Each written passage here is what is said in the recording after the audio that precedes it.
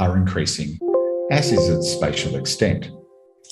While the expansion of the warm pool is good for tropical tuna recruitment, the magnitude of the increasing temperatures in the Western Pacific and associated changes in productivity reduces its suitability for tuna. The graphs here show the results of our latest modelling. An eastwards shift by tuna into the Eastern Pacific Ocean is expected in response to climate change. This will have a major impact on purse seine catches in the Pacific SIDS. Under the high greenhouse gas emission RCP 8.5 scenario, catches are expected to fall by an average of 20% by 2050. Importantly though, this average projected decrease in catches for the Pacific SIDS is limited to 3% under the RCP 4.5 scenario. This redistribution will disrupt the economies of Pacific SIDS. On average, Pacific SIDS can expect a 20% loss in the revenue derived from access fees, resulting in losses to total government revenue of up to 13% by 2050.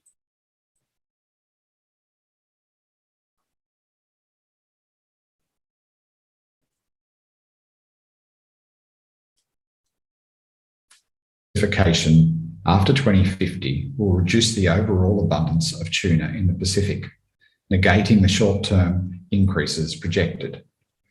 More critically, these effects are expected to further decrease the abundances of tuna in the Western and Central Pacific, magnifying the effect of the redistribution. Climate change will make the ecosystem dynamics of the equatorial Pacific more chaotic. This will decrease the margins of error for sustainability. Refuge habitats for tuna will become increasingly critical, and Pacific SIDS will become increasingly reliant on these to access tuna.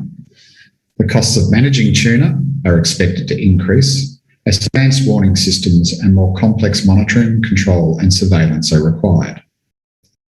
The redistribution of equatorial tunas will also require a revision of existing international instruments for their management. Currently, 2 tuna RFMOs are responsible for international tuna management in the Pacific, one for the East and one for the West. Our analyses indicate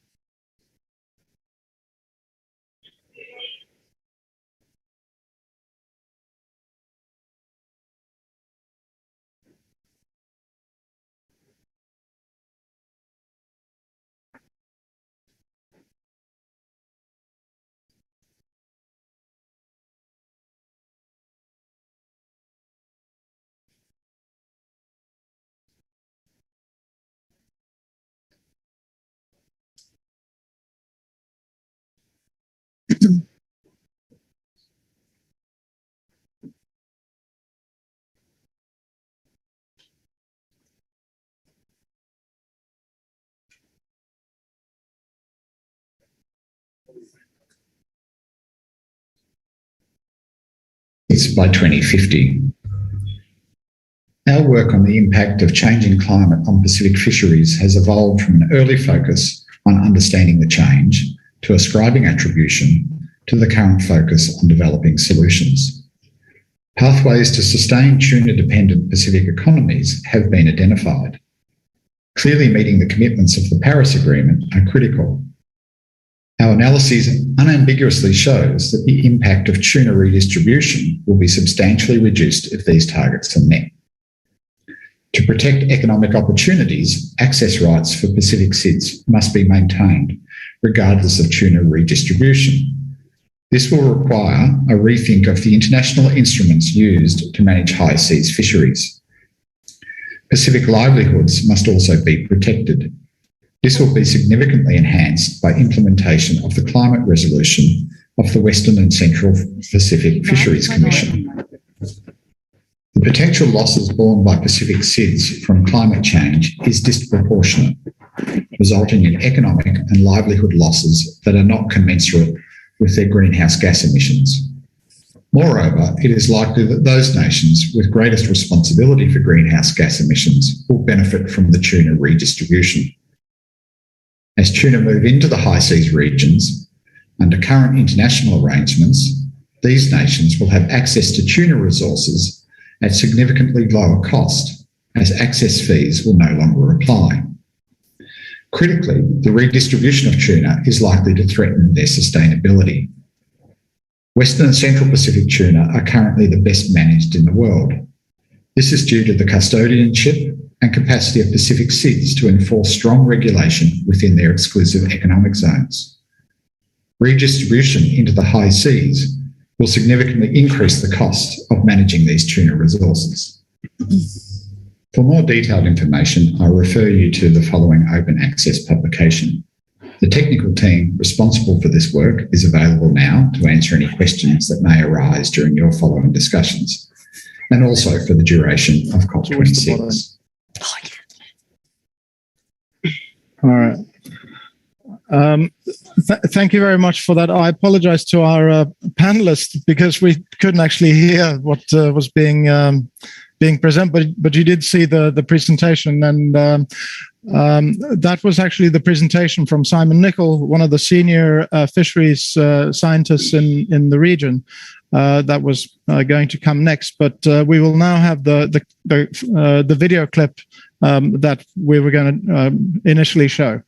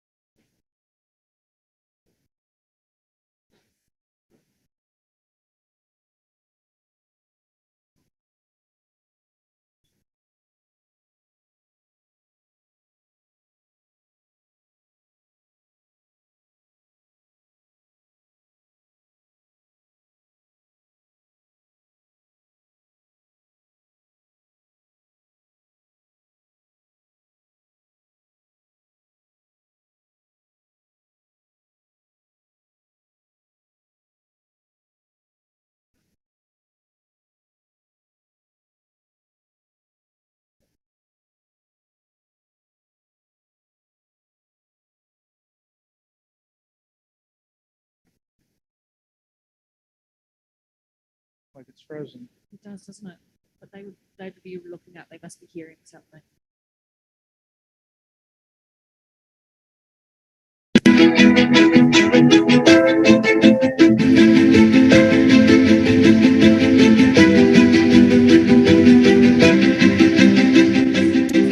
The benefits of our tuna fisheries to our region is so significant. It is a key driver for economic development. It provides more than $550 million per annum to our island economies. About 80% of governmental revenue is contributed from the tuna fishery, or the licenses that we get from the access fees for the tuna for tuna fishing. And this is over 20% of the world's exclusive economic zones. It is also the best managed fishery in the world, and all 4 major tuna species are biologically healthy. The focus of our work is to ensure that we maintain that. In some cases, it can contribute 95% of their government income that pays for hospitals, that pays for schools, that pays for roads.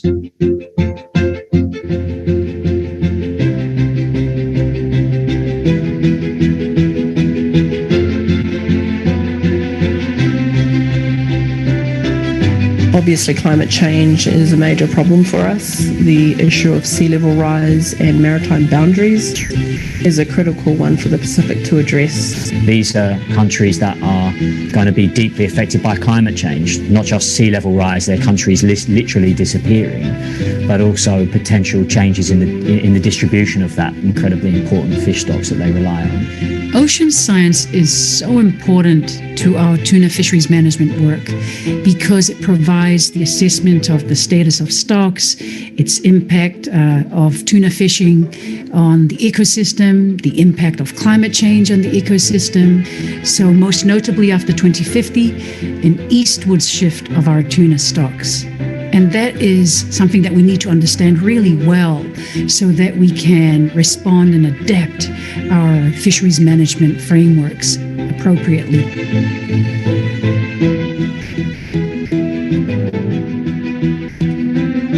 It's a small electronic device. It's about the size of a AA battery that's surgically implanted inside the fish. Fish is caught, brought on board, the surgery is carried out very quickly, and then that fish is returned to the water. And in essence, that fish is turned into some kind of monitoring device, some living monitoring device that tells us what's going on. And it's collecting a whole range of information on the oceanographic environment that the fish lives in, and we can start to use that information to predict and forecast where the fish will be in the future. We are able to identify what stresses or changes are affecting tuna behaviour and changes in stock status over time, whether that might be because of the physical environment or anthropogenic influences such as marine pollution, or if it's directly related to fishing activities. All other countries that are dependent on tuna, we depend so much on the best available science that is provided to us for decision making. Here in the Pacific, we are fortunate to have the ocean. Am I on now?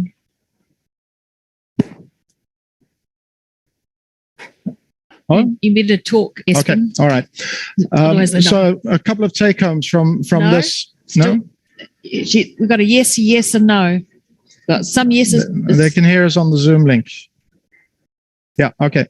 So a couple of take homes from this. It's a question of a juncture between biology and physics. The biology is that the tuna fish chase the smaller fish. The smaller fish chase phytoplanktons and other things. And if any of these parts are temperature sensitive or have a temperature preference, of course, you will see that some of it will shift. And that's what the temperature changes caused by climate change are demonstrating. It's pushing the feedstocks away from where they currently reside, and the tuna are chasing it. The second point is that within the EEZs of the Pacific Island countries, we have a very significant and effective management system, as you could have seen from the numbers. So if the tuna stocks remain primarily within our EEZs, our management system will prevail. However, if they go into the high seas, then it becomes a different issue.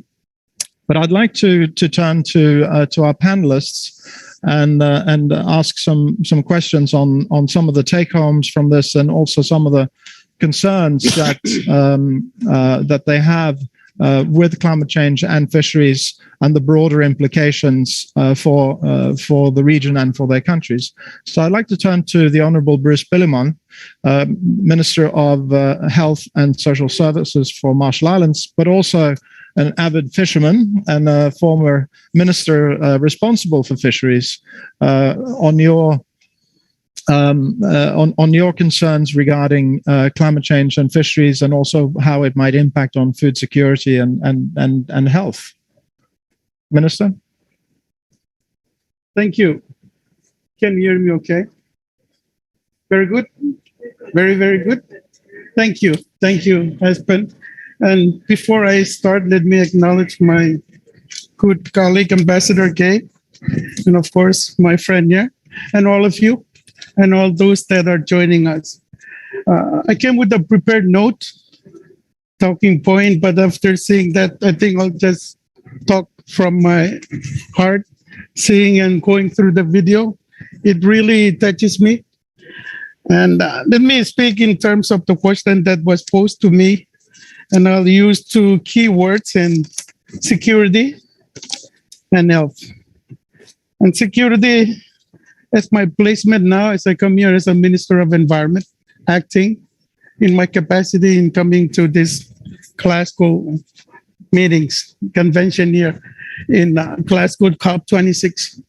And I can say that the tuna and Marshall Islands are just like the same. Traditionally, we have songs about ocean, we have songs about our food, and I just cannot imagine trying to displace the tuna from the people and the livelihood, and of course the culture. It's difficult for me to really comprehend that. But understanding that climate change, the science behind it, it's real. It gives me so much nervousness and kind of afraid to see what the future is. But at the same time, I must confront what I see, because it's the reality that it's coming towards my way. And based on the studies and on the science, and even though what the video tell us and show us, it's imminent. But it's something that we have to fight it. Security in terms of Marshall Island climate change and displacement of tuna, it's quite flabbergasted, if I can say it, because financially, about 5-6 years ago, we used to get maybe about 3, 4, 5 million every year just from tuna through the VTS and the source as a source of revenue. We normally get about 3, 4, but today we're getting about 24, 23. So it's a significant increase. So imagine the tuna then moving away from us. That would really affect the financial security of my country. And when it affects the financial security, it affects the livelihood, on the educational, on the environment, everything, because it's one of the key sources of revenue that sustain and contributes to the development and the progress of the society of my country. And in terms of health, then, well, I'm a minister of health.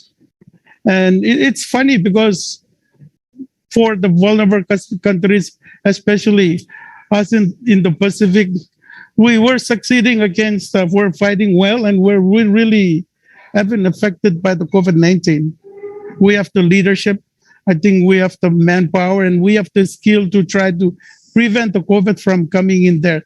But when it comes to climate change, we really stand no chance to fight it, because it just not made for fight with us. It's a losing battle that, as a minister of health, I see it.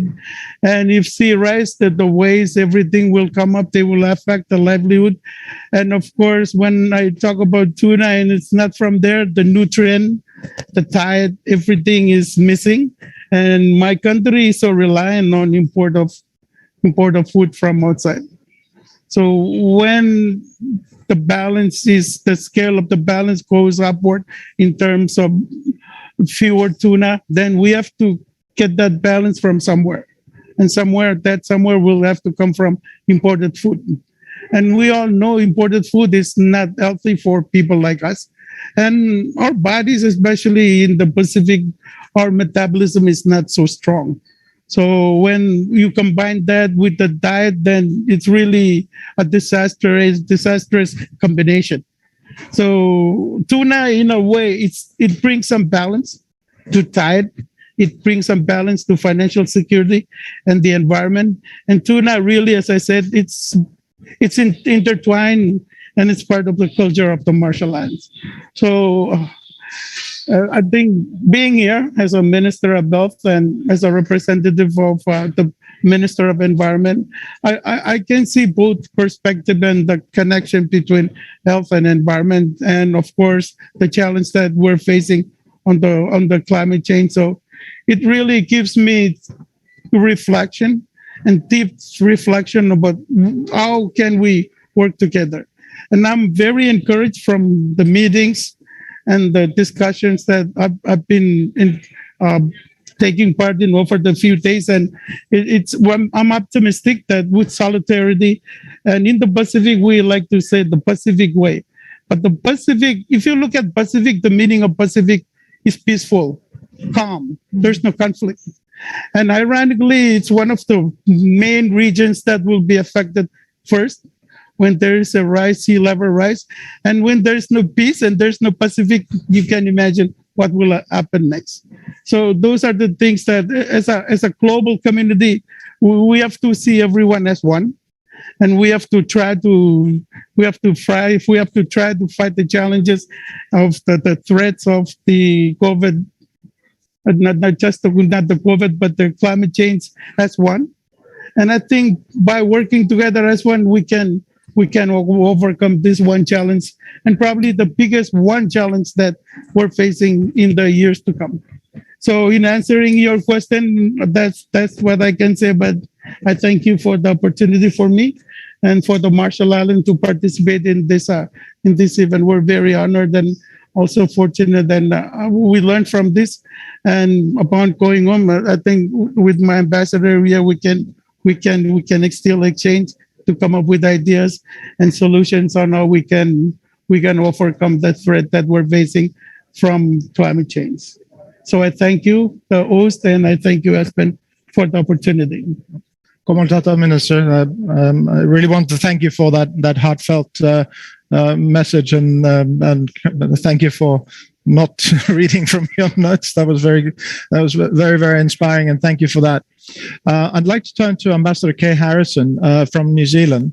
New Zealand, of course, will also be impacted by the impacts of climate change on its own fisheries. But as part of the Pacific family, you will also see your neighbors suffering.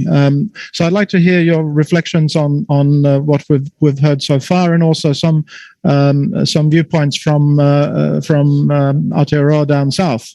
And how this will interlink with what the Pacific Island countries are seeking to do.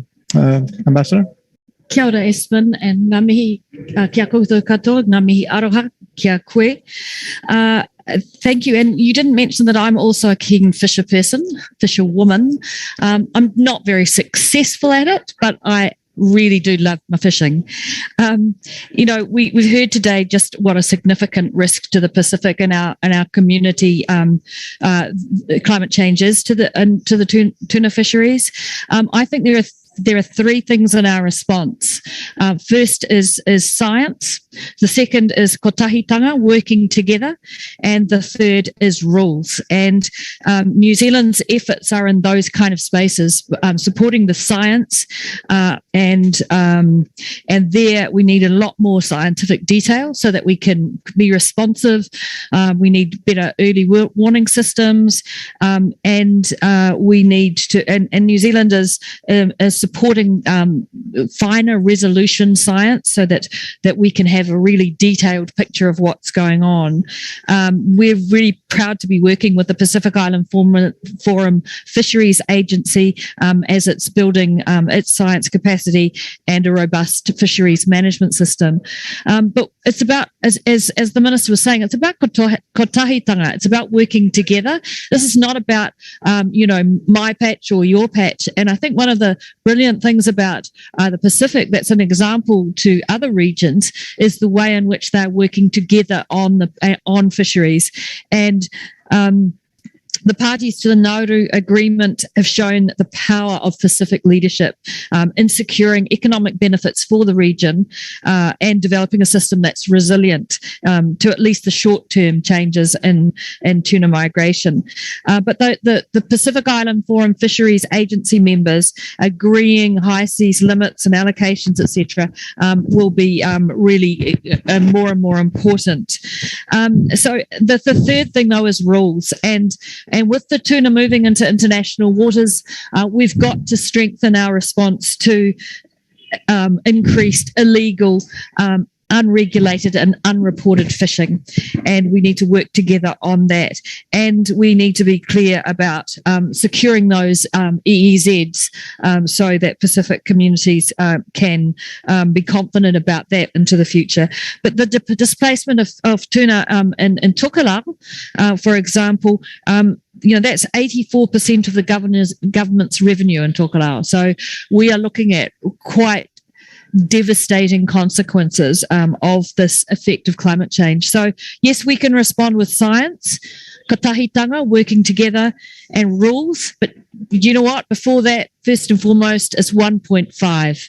It's the mitigation that we need to be stressing to everybody else who's here in Glasgow. 1.5. Thanks, Espen. Thank you very much. Thank you very much, Ambassador. That is, of course, a point that has been clearly drawn out from the most recent science that if we can stick to 1.5, there will still be impacts on the fisheries. There will still be some losses, but there will be much less dramatic than what we will have under higher temperature scenarios, and that's of course is a very key element to the push for 1.5. To work around the questions of equity or rather inequity, in my view. I just wanted to check if we have any questions from the audience zooming in. If someone could have a look at the chat.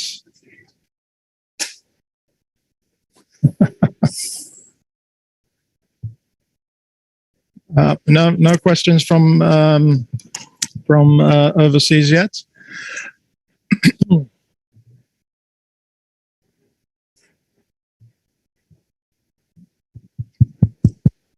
right. Well, perhaps we could play the second video since we're getting close to time. For this video, we'll talk a little bit more about the most recent science.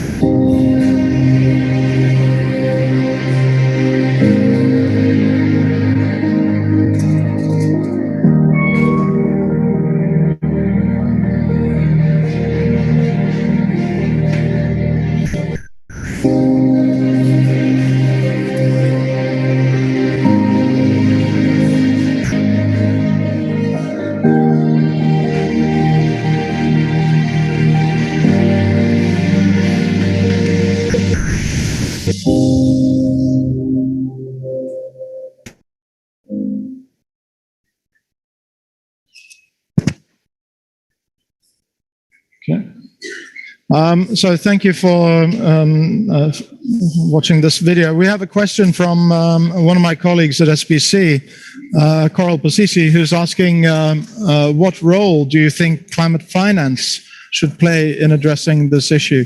Minister Willemon, I know that you've been talking a bit about the need for financing to small island countries to adapt. Do you see that climate finance should be brought to bear on this climate change and fisheries issue?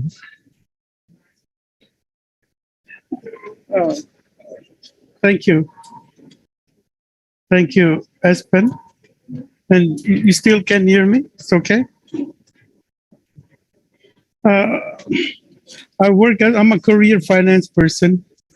My background is in the finance. I'm an MBA, and I work in finance for almost 20 years before I became a senator, starting last term.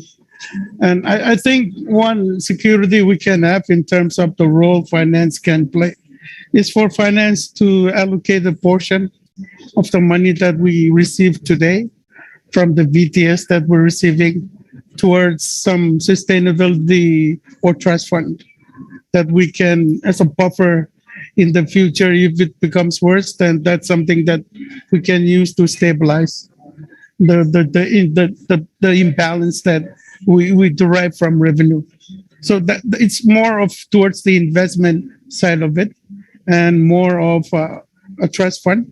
So maybe the role of finance can come up with schemes and some recommendations to the government how we can best use the fundings that the receipts, the revenues that we currently receive through the VTS schemes. And of course, if there is any support we can also receive from other our donor friends or friends that we can, it's more of a stabilizing fund towards the impacts of climate change. So that's what I can answer you with. Thank you, Minister. So you're suggesting that the countries themselves now start to plan ahead. But perhaps, Ambassador Harrison, I could ask you from the perspective of one of our development partners, but also working closely with other development partners in the climate finance and the adaptation side. Where do you see that perhaps international climate change finance could be best directed? Would it be towards the early warning systems, or would it be towards improving on the management systems, or should we focus on reducing emissions? I think it's yes, yes, and yes. It's all of, I mean, the response to climate change is always going to be all of the above, right? And I think we have to work in partnership to determine exactly how that money is going to be used. At the moment, New Zealand is contributing on the science side and early warning side, but we've just announced a much bigger climate finance commitment of 1.3 billion, and so open to some big conversations in this space about what we can be doing with that. But our view is, we work that out together, and we do think that regionally we are most effective rather than, country by country. Thanks. Thank you very much for that. We have a question from Patricia Sachs-Cornish from the Foreign Fisheries Agency. What kind of alternative economic livelihood and food security diversification options are available to some of these heavily dependent island nations if the worst case scenario is realized? That's a big one, Minister. Would you like to I think coastal fish farming, those are some options that I can think of right now. But if there is no option for saving the tuna, if we cannot control that, we cannot. And I like the question posed because we have to look at alternatives. And fortunate or not, if it happens, it happens. And God willing, I agree with what the Ambassador K said, that in terms of climate mitigation, adaptation, trying to control the global warming affecting the sea, that the warming the ocean, those are some of the methods and the mechanisms and the systems that we can adopt. But at the same time, our ocean is, we're an atoll country. So the privilege of sea farming and fish farming, it's something that we can also exercise and we can also adapt. But we have to look at options. There are alternatives out there, but we know through these conventions, we see. Yesterday, I went to a blue food convention sponsored by WHO, basically looking at how to diversify the food supply. So those are some options that, from my side, I can say that as a government and as a region, we can work towards. Yeah. Thank you. Yeah. Well, thank you very much, Minister. So lagoon-based aquaculture, I guess, would be since you don't have a lot of land space in the Marshalls that you can utilize. But thank you for that. Ambassador Harrison, would you like to opine? Yeah, two quick points. One, I think it's absolutely dangerous if we only think about the worst case scenarios. We know we've got what remains of this decade to make a major impact on reducing emissions and therefore changing the outcome in the scenario that we're facing. But at the same time, as the Minister has said, we need to be smart, and that means we need to think about aquaculture and coastal fisheries and those adaptations that the Minister is already pursuing. But first and foremost, use this decade to sort out our ambition on mitigation. Thank you very much. That's taking us towards the end of our time. I want to thank very much